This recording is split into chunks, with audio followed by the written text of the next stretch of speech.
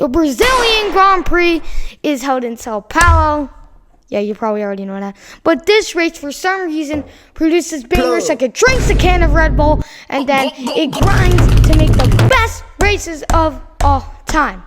Now, I'm going to explain to you why this track makes banger. Now, there has been a lot of memorable moments from the past Brazilian Grand Prix, like 2024 Alpine's double podium and Max Verstappen's comeback from P17. 2023, Alonso and Paris' photo finish. 2022, Russell's first win, and a Haas, Kevin Magnussen on pole position.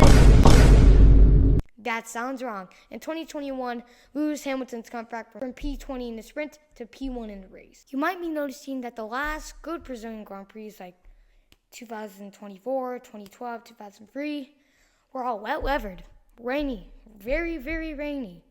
Like, here's a clip of the 2003 crashes. Straight, and it will be an enormous, because that's something like 150 miles an hour. Go back one lap, so... interrupt you because the Jordan team are back down in the pit lane. Oh, we're looking at the images there of that incident of Alonso. Debris all over the track. As far as the Jordan team...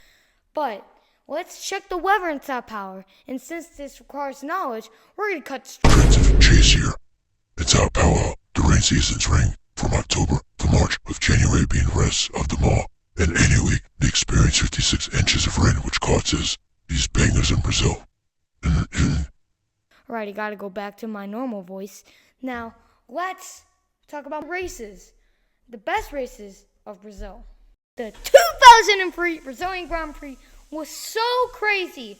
Now, as you can see, I've already showed you Mark Webber and Fernando Alonso's crazy crashes. And they got so crazy that the race had been stopped. I bet you've never heard of that before. And it was a very odd... Stop! It was a very odd finishing order. So the race got so crazy, they had to stop it, and they would get the results from 2 laps earlier. And it showed that Kimi Räikkönen was the winner. But about a week later, Giancarlo Fisichella, who was in second, they announced that he was actually the winner, and they did a winning ceremony in Imola for him. In the 2012 Brazilian Grand Prix, Sebastian Vettel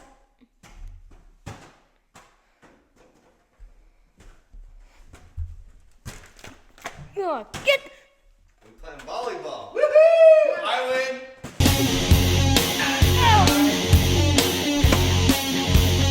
I suck at this game. In the 2012 Brazilian Grand Prix, Sebastian Vettel needed only 6 points to become a three-time world champion.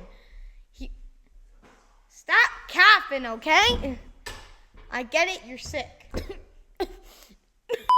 Sebastian Vettel qualified 4th and Fernando Alonso qualified 8th. As the race started, Fernando Alonso got a way better start and shot forward, and Vettel slowed down. And then in turn 4, Esquina del Lago, Bruno Senna clipped Sebastian Vettel into a spin, leaving him in 22nd place.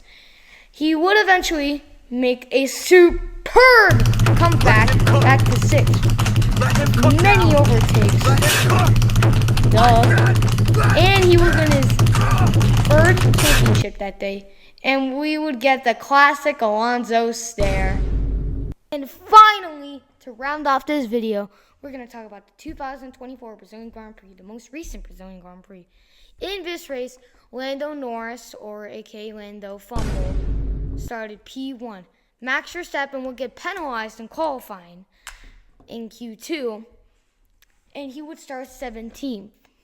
It was a very odd starting race because, of course, Lance Stroll here fumbled on the starting lap by driving or spinning, well, he usually drives like that anyways, into the gravel at Esquina del Lago in turn 4.